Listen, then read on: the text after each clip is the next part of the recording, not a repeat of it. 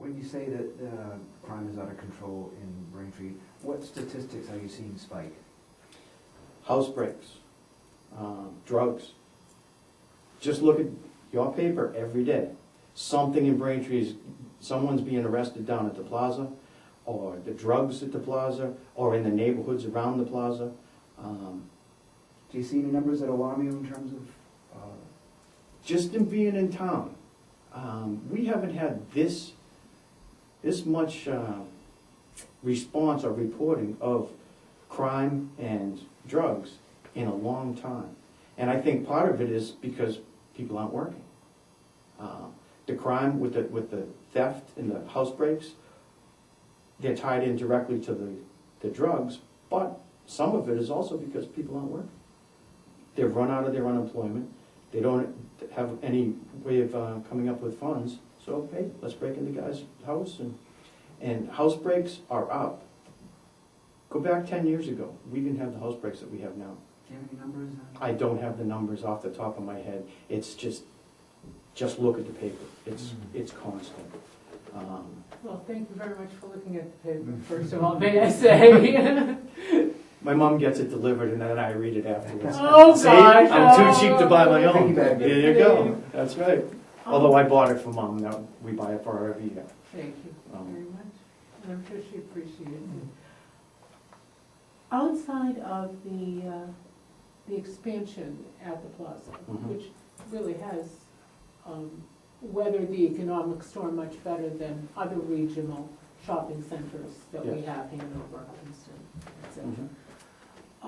What other parts of the community do you see as underdeveloped or potential for business or job creation, and how would you speak to that if you were elected mayor? Well, start with the granite corridor. Yeah. Okay. Go past Five Corners. We have a new bank that's going in where Jimbo's was. Yes. Now go past that. We've got a half-empty shopping center where Burlington Coat is. We need to do something there. What did we just do there? We put in 2 pizza places and 1 serving alcohol, and there's a restaurant there serving alcohol, but the rest of the plaza is fairly empty. Continue on. We lost Coca-Cola. Go into that facility, and all of those industrial buildings in there, half of them are empty. They're all for lease, for rent. Go to the next one, same thing. We've got a lot of commercial property down there that's vacant, that we need to bring businesses back into the town. Giving them a $23.50 per thousand tax rate doesn't want to bring them into the town. You go back 4 or 5 years ago, it was $18. Well, when we're trying to create jobs, you can't increase the taxes on the people you're trying to bring in to start jobs, to create jobs. But we need to find other alternative sources of income without going to the residents and reaching into their pocket any further. I have a few ideas on doing that, but getting back to you. Go down to the Weymouth Landing area, the whole Quincy Ave. You've got several properties up there that are vacant. And of course, Weymouth Landing, it's being rehabbed now, but it's going to be a long time before that comes back online. We'll have some sidewalks, we'll have some nice lighting down there, but to bring business in, it's going to be years down the road. Do you think that the Greenbush line has had a positive or a negative effect on the landing, and how would you leverage both that and the old colony? I think in the future it will have a positive effect. Right now, I don't think it's positive, I don't think it's negative, it's just there. I think that we should go back to the T and work a better schedule, because the schedule is limited and a lot of people can't use it because they're working in town later and they don't run the consistent routes that they need. Same thing with the Braintree, where it runs through Braintree. My wife takes the T into Braintree every day. She gets on the red line every day. She'd love to ride the purple train, but it's not conducive to her schedule. So let's go back to the T and work that program. Another thing I want to do, and I've talked about this 4 years ago, and I'm speaking of it again, is the town of Braintree needs to put a parking facility at the T.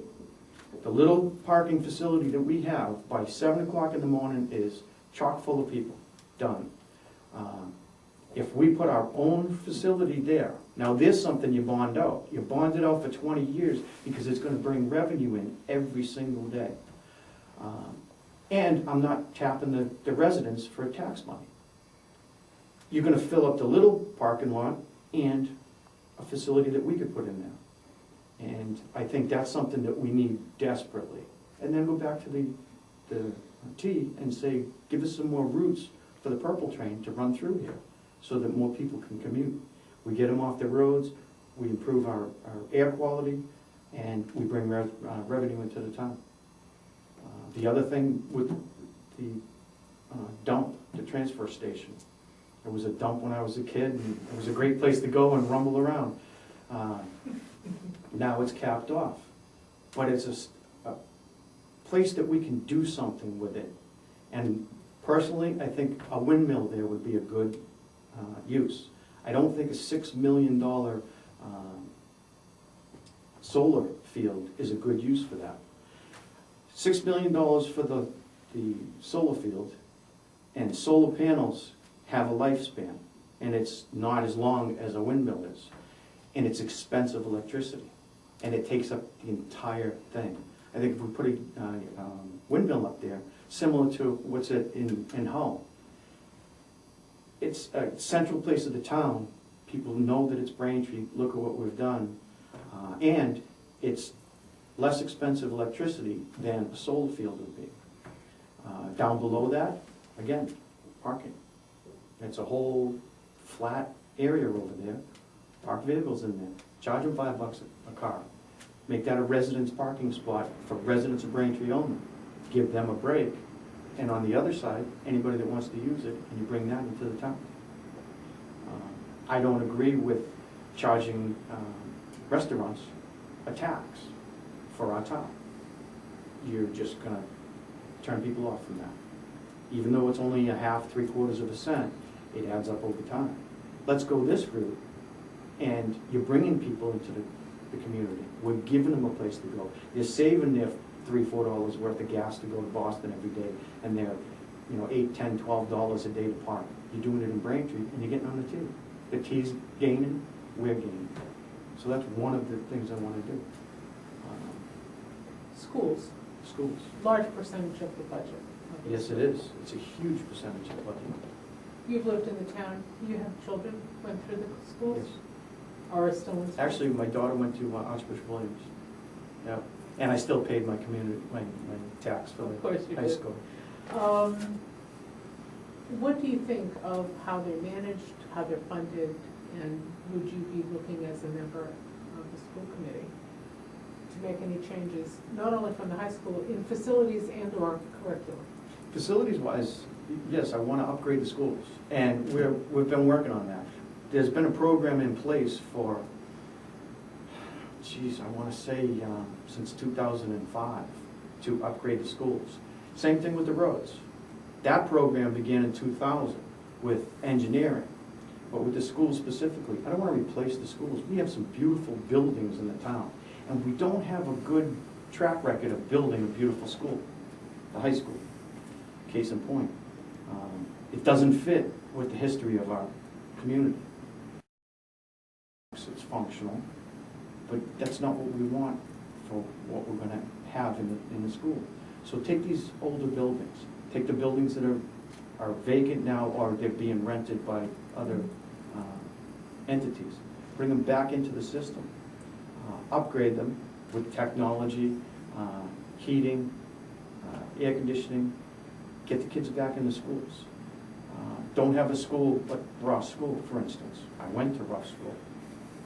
The kids are out on the grass in the summer because it's too hot in the school, and they can't have a decent classroom environment when they're sitting on the grass in the middle of the summer or the beginning of the summer. And with all the traffic going by there, you can't educate them out there. So let's upgrade the schools, give them some technology, and get the kids back in the classroom. The buildings are there. They're brick and mortar buildings. With a little bit of finessing, they can be outstanding places for the kids and the teachers to educate. I don't think we need, except for one, I don't think we need a new school, and I'd have to look at that when I became the mayor. I'm not privy to everything that the current mayor is privy to, but just being in town for all these years, I know that they do need some attention. And we have put in some new windows, especially at East Junior High, thank goodness. So I've gone up to those and, put a collar up in the winter because it's so windy. But yeah, we are on a track, but we could do more. And as far as how much money are we spending on the schools, we spend $51 million out of town people's money for the schools, and there's another $30 million that comes in between the state and the federal government. That's $82 million coming in, and we can't educate our kids with that kind of money? That's absurd. Your child went to Archbishop Williams. What did we spend when they went? I think it was $5,000 a year to educate my daughter at Archbishop Williams. It's $10,000 to go to Braintree High out of our taxpayers' money. How can they do it for $5 and we can't do it for $10? So there is a lot of room to look into the schools. Am I going to take anything away from them? No. I want to give them the same education that they have, or better, for the same money or less. And I think we can do that. How do you do that when the biggest part of that difference between private education and public education are the union contracts that govern the public school teachers compared to what the private Correct. school teachers make? That's not an easy mountain to move. No, it's not. Reducing cost. No. So what do you do to get that cost down without reducing services? Like I said, a lot of this I have to get in and I have to look at the whole picture. But again, $51 million to educate our children out of taxpayers' money, $82 million total, or $84 million total. There's got to be a lot of room in there to work with. And if out of a budget that large, if you can't find $5 million of waste, just waste, then somebody's not looking at the big picture. And that's the whole town as a whole. I've heard that we cut $1 million in the first year or two of the new administration. Yet we've spent oodles of money on feel-good things, I call them. Not the roads.